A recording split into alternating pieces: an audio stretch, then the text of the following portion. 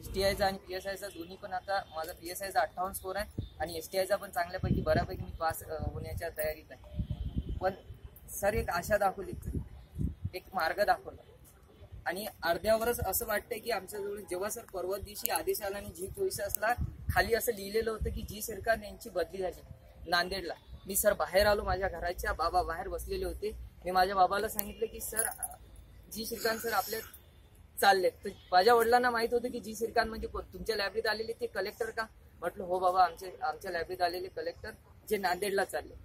Sir please नका जाऊ sir, कारण आम्हाला तुमची मार्गदर्शनाची, तुमच्या मायेची एक अशी एक थाप पाहिजे सर की आम्हाला जे मार्ग दाखवले त्या मार्गाने आम्ही समोर जाता जाता तिथपर्यंत पोहोचायच्या वाटेवर आहोत सर। प्लीज नका जाऊ सर, कारण 1 वर्ष जर तुम्ही थांबलात तर आमच्या अकोला जिल्ह्यातल्या बऱ्याच मुलांचं म्हणजे माझ्यासारख्या बऱ्याच विद्यार्थ्यांचं कल्याण होईल सर।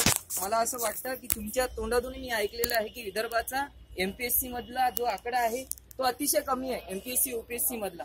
जर तुमच्यासारखे सर अधिकारी असतील ना तर नक्कीच, मला आठवतं मी जेव्हा 11वी किंवा नाही 2011ची गोष्ट आहे आणि मी शिवाजी कॉलेजला असताना उल्हास केळकर नावाचे आपत्ती व्यवस्थापन निवारणचे DYSP होते, ज्यांना गृह मंत्रालयातर्फे 3 स्टार भेटलेले होते। ते स्वतः मला घेऊन परदेशी सरांकडे गेले होते। तेव्हा ठरवलं होतं की खरं अधिकारी काय असतात। मला त्यावेळेस एखाद्या अधिकाऱ्याच्या समोर बसण्याची पहिल्यांदा ही झाली होती, संधी प्राप्त झाली होती। त्यानंतर सर तुमच्याशी तर आम्ही एवढे इंटरॅक्ट झालो मनाने, सगळ्या गोष्टीने।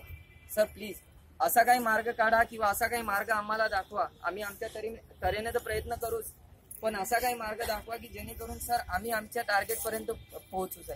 धन्यवाद मित्रांनो।